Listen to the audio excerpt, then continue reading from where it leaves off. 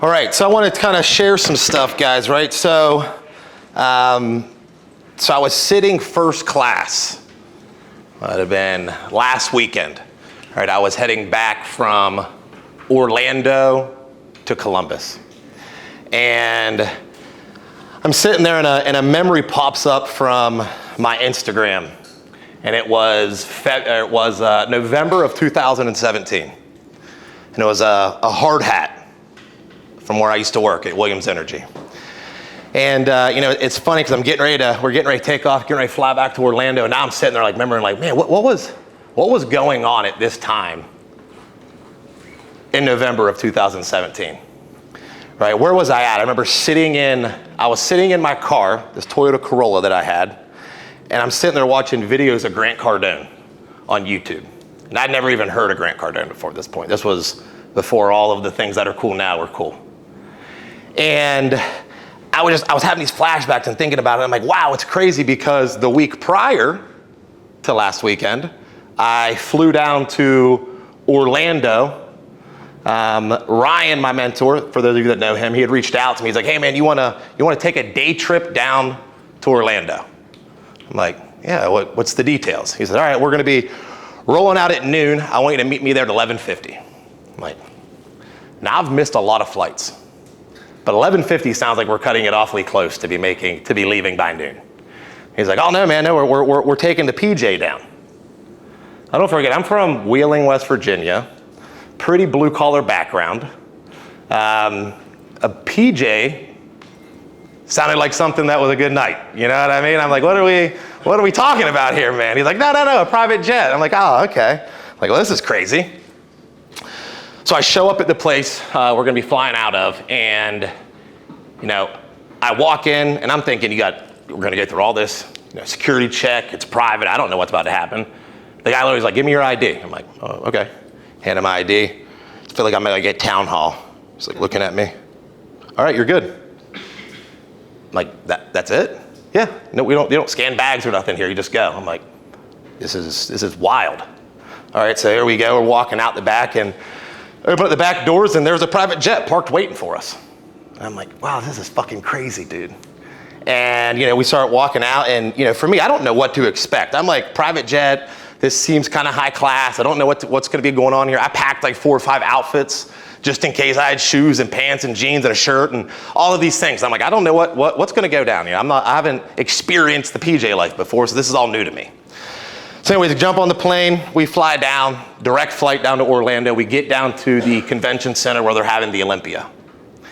As soon as we jump out of the truck, they come up, they grab us, IDs, walk us through, past VIP, into the VIP space at the Olympia. And there's like all these bodybuilders, right? I'm like, this is crazy, man. I'm like, 4 years ago, I would have given my left nut to come be at the Olympia and experience this, right? Like these guys were idols to me at one point. And now here I am, like they're coming up to me like I owned the booth, right? I mean, who are you? How you here with Mitt? What's going on? It was just this crazy, surreal experience of just like, wow, look how far things have come, right? And, so we're going through this, talking to everybody. I watch Ryan gets up there and he's giving awards out, right, to like the guys that are winning the Olympia. And I'm like, that's one of my best friends up there. I flew down on a private jet. They're walking us around like we're famous, right? It's just crazy when you start to sit back and think about that. And so the event's awesome. We have a good time. We end up getting back on the plane, and we fly back to Orlando that night. So literally day trip, went down, handed the awards out, got back on the plane, flew back home. And so as I'm sitting there getting ready to take off to come back to here last weekend, right? And seeing where I was at in November of 2017 and what was going on. And, I'm sitting and I start to like think about what was going on. And so at this time, it was snowing. I had just moved here. I had just got rid of my truck. I had this, just kind of like the white F-150 I got now, right? Gorgeous truck. It was like the dream truck for me, right? Living back home in Wheeling, had some nice things, just got my dream truck, all this stuff. Well, kind of a blink of an eye, I wasn't gonna do any of that anymore. I came to Columbus, right? And I remember I'm sitting in my car, getting ready to go out and knock doors. right? And I'm sitting there watching these clips of Grant Cardone, and I'm like, this is what I just remember. I keep thinking to myself, like, and I had no idea what sales was. Like, they didn't work with us the way that you guys get worked with. It was just like, go, right? And I remember sitting in the car, and the one thing I kept running through my mind that he kept saying was, you've got 5 to 10 seconds to get your point across to somebody, to get them to trust you, right? He said, you gotta remember 3 things. Who are you? Who are you with? And how can you help them? And so I just kept replaying that. Who am I with? Who am I with? Who am I? Who am I? At this point, I didn't even know who I was, right? It's crazy. And, so finally I muster up enough strength, and I'm like, all right, I'm gonna go out and do this. Let's do it, right? And to give you a little context, it was snowing. There was snow on the ground. I was bodybuilding at this time, so I'm probably like 240, right? Pretty big version of me. And I had a red puffer jacket that made me add an extra probably 10 to 15 pounds. And then I had a gray skull cap on, right? I mean, I literally looked like a fucking Coke machine. I'm like walking out of the car. And, I'm thinking to myself, I'm like, man, I probably like, it probably looked mildly rapey walking up the doors to knock to people, right? Like I wouldn't want I want my wife to answer the door to that guy. I'm like, I could barely walk. I had this waddle to me, right? Going up to the doors. And so the odds were against me, right? And then I'm selling energy. How the fuck do you sell energy? At least you guys got a roof or something we're selling, right? Like I was selling energy. And it was funny because when I was trying to move here, I remember me telling all of my, friends and family, I'm gonna go work for AEP, right? I had to like lie, right? Because to me, I'm like trying to justify this move I'm about to make. Because I got a good job, making $100,000 a year. I got a house, I got a truck, right? It looks good. And I'm trying to justify it in my mind to be able to sell it to people so that I can talk myself into doing it, right? I'm like, it's a good job, man. It's AEP, like it's really great. Little did they know it was like a subsidiary of AEP that I was making $50 a deal. Not a lead, $50 a deal that you could get people to sign up so you could be their electrical provider. And so, yeah, there I am, big dude, selling something I don't even know how to sell, right? And, I probably knocked 100 doors that day. Like, no lie. I mean, it was one to the next, one to the next, one to the next. It's snowing, terrible. I don't think I had one conversation.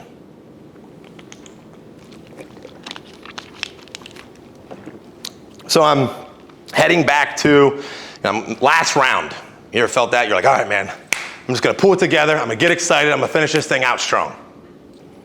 I go to the last door, I knock, and the guy proceeded to tell me something along the lines of, get out of here, you piece of shit, I hope you die.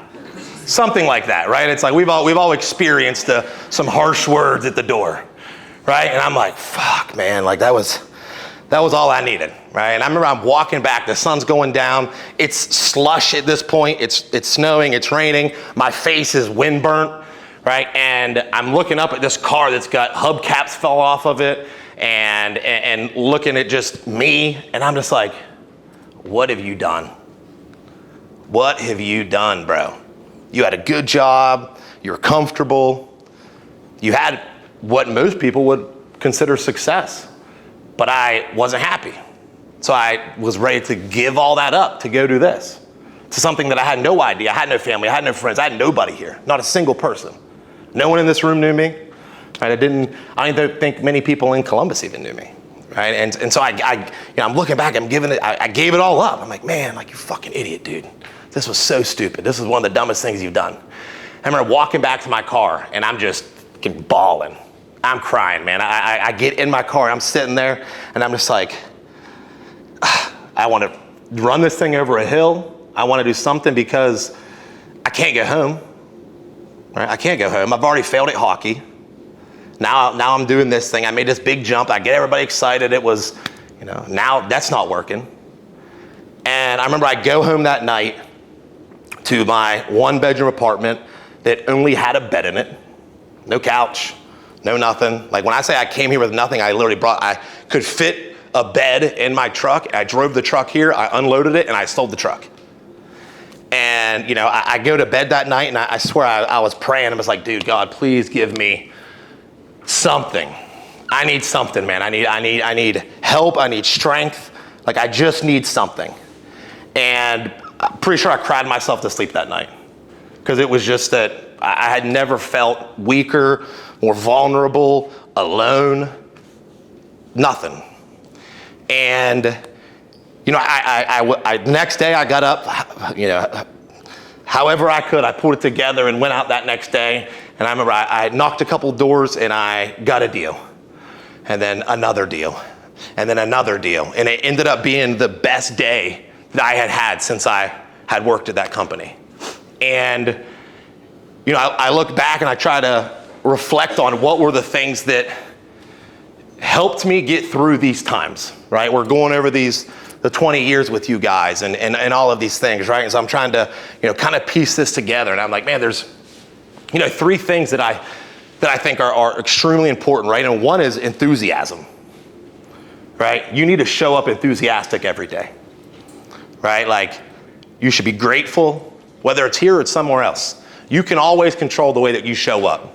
You can control enthusiasm, right? I think that there's a saying that says that nothing great has ever been accomplished without enthusiasm, right? And the next is dreams, right? It's like, I remember when I wanted to quit, when I didn't want to wake up that day, right? What got me to Columbus was this dream of a bigger life, this dream of a better life, the dream of like what could be, what I could be, right? And in locking in on those dreams, right? That's why we have you guys put together this 20-year plan, right? It's dreams. You guys got a dreams. Dreams are the thing that's going to get you to where you want to be. It's going to motivate you when you're down. Right? There's hard times. The dreams are the things you hold on to. Because when you've got nothing else, you've got you and you've got your dreams. And the last was hard work. Right? Hard work is the nature of the game. Right? Like, I cannot promise you that if you work hard that you will be successful. But I can 100% promise you that if you don't work hard, you will not be successful. So you have to work hard. And at one point, I was able to connect with a mentor, Ryan, right? For you, Ryan, the guy, the PJ guy. And very, very similar point in my life when I connected with Ryan. It wasn't like this was the only hard time I had, and then it was just like, oh yeah, we're great. No, I had a guy that I was working for that he actually owed me $20,000. I was a sales rep for him. Never paid me. I had to quit and have no money and try to start another business to get out of it, right? So it's like, that's why with you guys, I always want to make sure you guys are taken care of, because I've been on the other side of that, and I know how frustrating and hard it can be, right? And so when I met Ryan, him and I had a conversation. I finally connected with him. I'd seen him on Instagram, I think it was. And I'm like, dude, this guy looks cool as shit, man. Like 6'4", 260, talking about psychedelics. Right? Making money. I'm like, sign me up. How do I do what you're doing, dude? Right? And so I finally got Ryan on a phone call. And I remember I was sitting in my car. I'm actually in front of a real estate deal I'm about to go inside on and check out. And we started having a conversation. And it was the first time in my life that I ever felt that I had somebody that saw a version of me that I couldn't see in myself. Right? I never had anybody believe in me the way that Ryan believed in me. And the guy didn't even know me yet. But the way that we talked, the way that he connected, and it changed the trajectory of my life. Right? And that's why it's like with you guys, why I want to be able to give everything I can to you guys and hope you all see what you all possess, how great you guys can be, right? Like, every single one of you guys are special. Every single one of you guys have an ability to be as successful as you want to be and achieve anything you want to achieve. But it takes one other person having a belief in you that you don't have in yourself to just spark it. That's it. Right? And that's what we try to instill here. Right? And that's why it's important to make sure that you guys do it for each other. Right? We need to make sure we create a culture and a company that is constantly feeding opportunity into each other. Constantly building that flame, because we're not going to get it out there. We're going to get it in here. This is it. This is our safe. Like, this is our family. That's how it's important. If people aren't made to be here, we get them out of here. Right? The right people will always stay. And the last thing is love, right? I know it's not cool. We don't talk about it all the time, but we've all got just this little child inside of us. And every one of it just wants love, just wants to fit in, just wants to feel special, right? Like I have an almost unconditional love for everybody in here, right? Because I know where I was at. I sat in that car and I didn't have anybody. I didn't have any friends. I didn't have any family. I didn't have anyone like you guys, right? And that's what's like so special to me now, what this place is. Because it's like literally like, I couldn't even, on the best days, I couldn't imagine it ever being something like this. And so I want to lean on you guys to show that love to each other, right? Don't only receive it, but share it, right? And share it without intention of reciprocation, because it's going to come back around, right? Those moments, there's not a person that I knew in my life then that is there for me now, but there was love that I gave to people that was returned tenfold, right? And so in my mind, if I wrap all of these things up, right, it's like if we can be enthusiastic, we can continue to dream, we can work hard, we can believe in each other, and you got love, I mean, you can accomplish anything, accomplish miracles like that. And that's that to me is the most important thing about this place and why it's so important, because there's always distractions, there's always things in the way. But if we can control the controllables and show up the way that we can show up for ourselves and for our people, it's everything. That's all I got. There we go.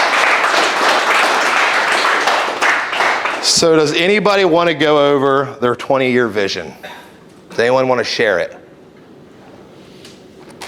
Something a right or wrong thing, and you could change this thing 10 times from now. But to be able to put something on paper, to be able to create that vision, to be able to see that, and then not only have it for yourselves, but have your brothers and sisters that know where you want to go, that's all this is. So again, not everybody has to share it. I will share mine as well, but if there's 4, 5, 6 of you that want to share it, more than I would prefer us to. Go ahead, Zerby. My first goal was to have a house that I love, not even just a huge house, just somewhere that I call home. Okay. I actually like to go back to. I want to still stay in really good touch with my friends and family, and everyone here as well. I want to own my own company, multiple companies if I could. I want to have $50 million in a stock portfolio by the time I'm 48 or 38. I want to be able to go to the Super Bowl in a suite. It's a big one. And then I also want to have all my dream cars. That's awesome, dude. I love that. A couple things is that, one thing is just when you're writing these things out, and again, this is our first exercise, so it's not, I'm not gonna overdo it, but just remembering, when you're writing this, write it as if you have it, right? Even when you're speaking it, right? Don't be apologetic for thinking big and dreaming big, right? You be excited for that. Don't feel that it's I want that. No, dude, you'll have it. If you want it, you'll have it. So don't even worry about, remove the want and just say, I'll have a box seat at the Super Bowl. I'll have my dream cars. I'll have multiple companies, because you will, right? And so just as you're doing it, continue to go through the exercise, just remember that. I'll go next. Let's hear it. If you guys want to see my drawings too, it took me pretty good. So the next 20 years, I want to have some different companies, some filming camera companies, some stuff with some roofing, some stuff with some landscaping, some stuff with some construction. The businesses I want to have. Next, I want to have a family. I want a Porsche. I want a pretty cool house, with the sun and some grass. And then I also want to be, traveling the world within the next 20 years. It's good. So same thing. Remove the I want-tos. And then I will. And you will, or you have it. Gotcha. Right? So, and for all of you that have turned one in, I hope you have a version of it for yourself as well. If you don't, make a copy of it and then give me the version, then you keep yours. Who else wants to share? Go ahead. We'll come back to you. Hold on, let me bring you this thing so that way they can at least hear what you're saying on it. So I've got, hold it right up there. okay. I didn't write anything out. I just wanted to kind of draw it. Okay. So I've got a whole bunch of different things. I made a house right here, ideally a little bit bigger than that. I'm just not very artistic. And then on the side, I've got right there is a little 2-car garage, but I think we're gonna have a little more than that. I just kind of ran out of room. So up here, I want a family, a wife and kids, healthy, happy, everything like that. Down here, drew a couple of watches because I want a little watch collection. Nice. And then right next to that, I got my own private jet because that sounds pretty fun. And then next to the private jet, we got a bag of money because who doesn't want a bag of money? That's true. And then this is supposed to be a car. Okay. They just don't make cars. They just don't make cars that look like that yet. Yeah. But I'll have it. And then I've got a business with a whole bunch of employees, a whole bunch of money, and all the employees are going to be happy. And That's it. yeah. Like it, dude. Thank you.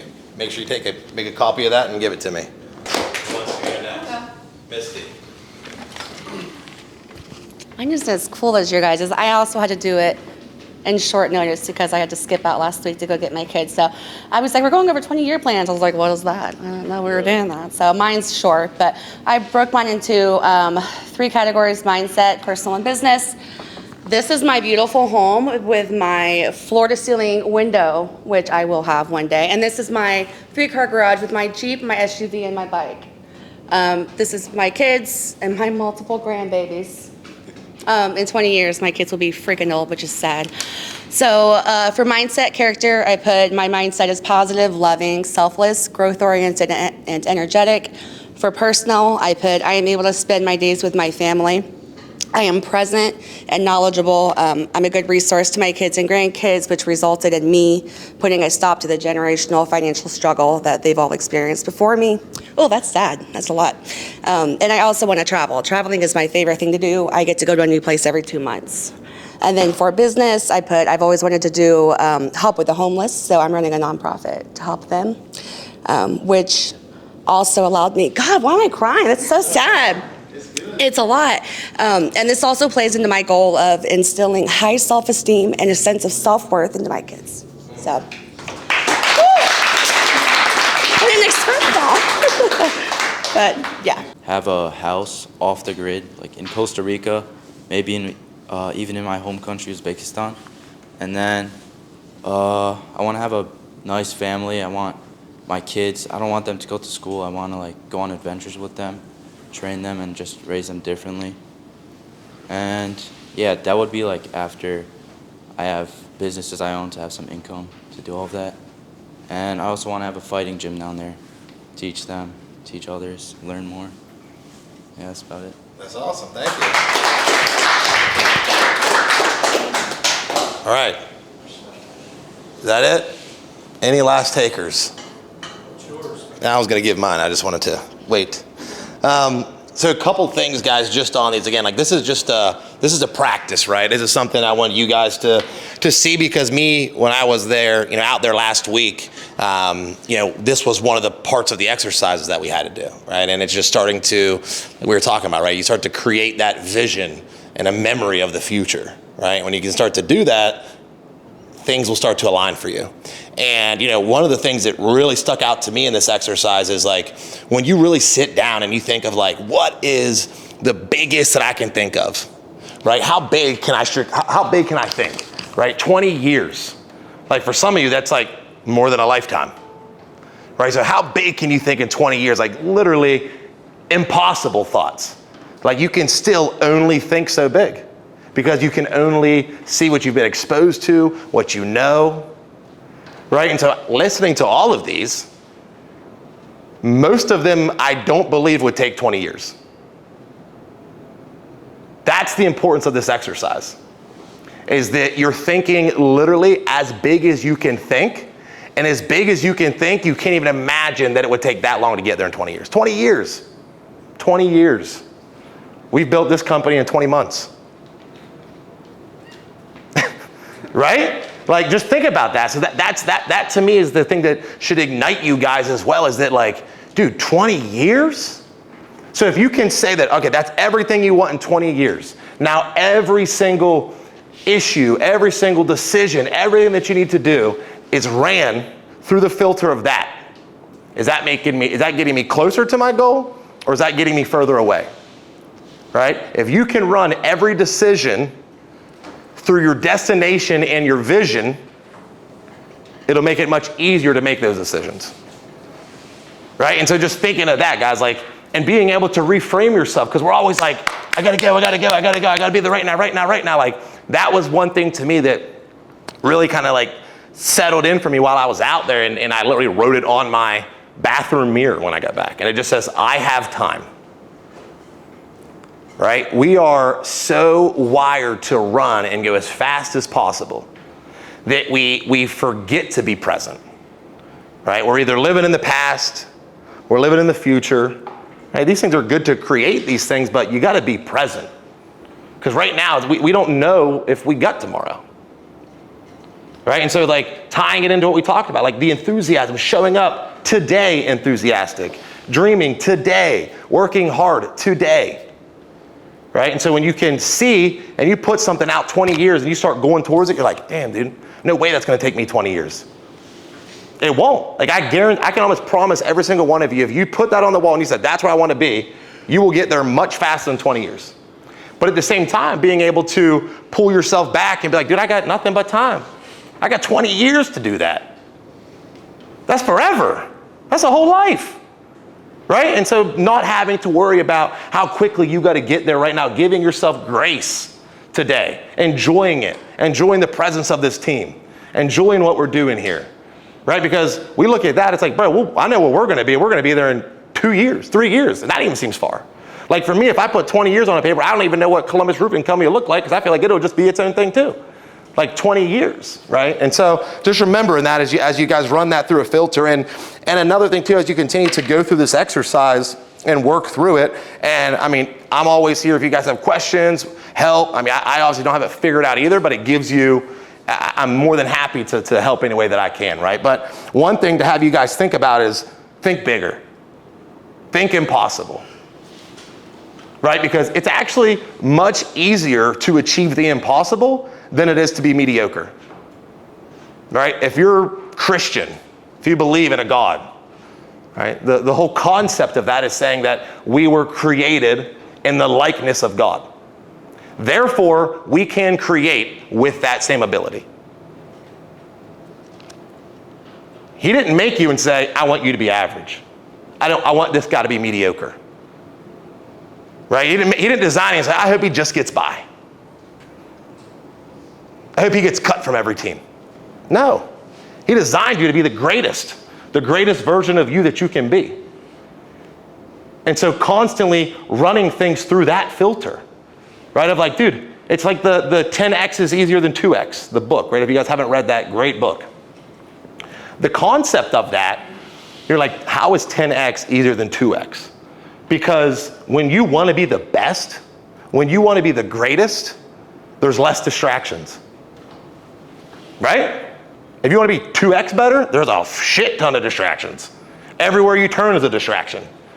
If you want to be the greatest, it's a straight line, because you know how you're going to get there. But you got to say no to a lot of shit. You got to subtract things from your life, remove things from your life. It's never about adding more. It's always about taking away. And so just make sure you guys think that. And the last thing I'll challenge you guys to think about is impact. Because no one's going to remember who you are, but they're going to remember what you did. They're going to remember what you left behind. They're going to remember the lives that you affected, the lives that you changed. That's what people are going to remember. They're not going to remember your name. 1 generation, 2 generations goes by, you're irrelevant. But the impact that you can have on people can go on forever. Right? And so when you guys are continuing to work on this, think monetary is great. Money is awesome. Money is the vehicle to help out a ton of people. And you need money to be an impact. Right? Like, I've done a lot more with money than I did without any money. Right? And so, but remembering that of like, man, like what is it that is on my heart? Right? I think every one of us has a burden. Right? Every one of us has some kind of burning desire for something that we want to fix in the world. And too often we're looking at our jobs of like, does my job get me there? Does this get me there? Like, so everything we're doing is running it through this filter of like the money and how the money is going to get me there. Like, think about what's the one thing that like fires you up? What's the one thing you're like, I can't fucking stand how terrible this is. I want to fix it and I want to help people. Because the money will always be the result of that. So when you're building these things out, think about that. What's the impact that you can create? Who can you impact? And that was something for me that's like completely shifted where my mindset was. Because just like most of us, right, I was always thinking monetary. I want to sell for 100 million. I want to do this, 100 million, this million, like, and everything was that. And I'm like, the farther and farther I've grown and learned, and especially being out there and just seeing like, the money is like irrelevant. You can make money anywhere you go. You guys could all leave here and go make the same money somewhere else, right? But it's the impact that we're creating here that's important. That's where people can't touch us, right? You can make money anywhere, but you can't change lives anywhere. And so for me, going over mine, I want to have the #1 podcast across all platforms. I want to be the best speaker and storyteller in the world.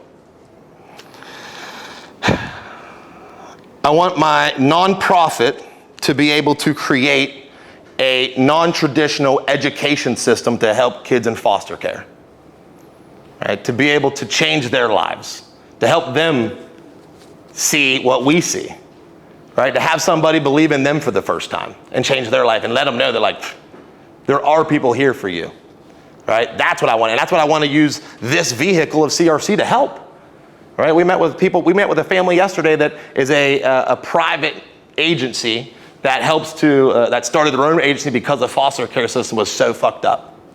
And they started out of their own pocket, building this thing. They've got 40 employees. They have a whole behavioral health side to it where they're educating these kids and showing, because this is a system, right? Their parents are broken poverty. They grew up broken poverty, and then they recreate it. And it just keeps happening, and it keeps happening, and it keeps happening. But none of them ever had the opportunity to experience something like this, right? Like that's those things of like, don't take these things for granted.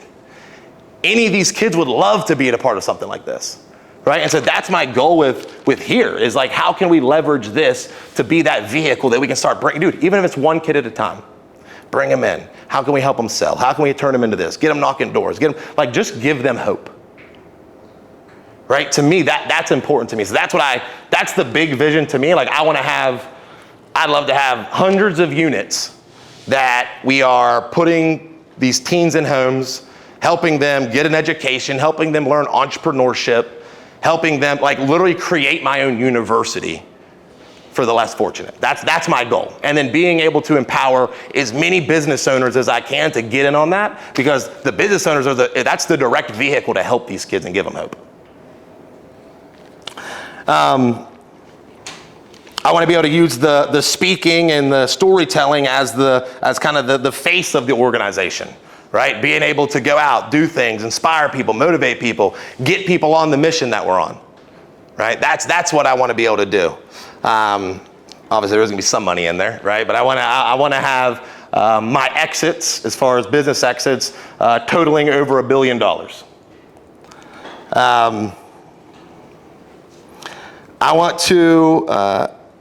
I want to be speaking with the Ed Miletts and the Tony Robbins and all of those things, right? I want to share a stage with them, and then I want them to be opening for me. And then the craziest one is Ryan plans to run for office in 16 years. And so my goal is to be prepared within the next 16 years to be able to run on that presidential campaign with Ryan and be able to be like the lead man to helping create this education system that nobody's really taken a lot of effort towards. And then my goal is from the exits that I have to be able to help self-fund the campaign so that Ryan doesn't have to take money from anybody. He can be an independent party, and I can go out with blaze of glory. And then that's my picture of me on a stage. There's a bunch of round heads speaking. And that's me. And I've always had it's always been on my heart. Like I tell you guys, when you got something on your heart, you need to like pursue it. You need to chase it, right? Because I've always I remember in the coal mine that I'm like, man, it sucks, dude. And I could just think, like, dude, how awesome would it be to be speaking? Like, even grateful just to speak to this many people, right? Like, I'm like, how fucking sick would that be, man, to be speaking and doing this? But I always, like, was stuffing it down because the people around me, you know, no one thought, yeah, it could happen. I could do that, right? So it was always like this thing of like, oh, yeah, it'd be cool, but. And now look where we're at, right? And so that to me is those feelings, guys, when you got something that inspires you, got something that you're excited about, write them out, bounce them off people, be excited. There's no dream that you can have that anybody in this room would tell you it's ridiculous or impossible. You might go out there and people might feel like that. You gotta be careful what you say. You gotta be careful what you tell your parents, right? Sometimes it's the ones we love the most that it's not that they don't love us, they're just scared for us because they have never had anybody think that big. They've never experienced anything that big. They never had love for themselves that big, right? And so just being careful who you share these things with so that it doesn't fan out your fire. Anyone to add anything? He was telling us to say, I will have, and said, I want on everything. Ah, man. Dang. I wrote them out like that. I think when you say it, it just comes off like that. Man, talking about having to be careful who you share stuff with. Yeah, dude. Hey. It'd always be the closest. It'd always be the closest, dude. Say it in private. I'm the boss, dude. Say it in private. It's embarrassing. I was just reiterating. No, you're good, bro. I'm kidding. Thank you.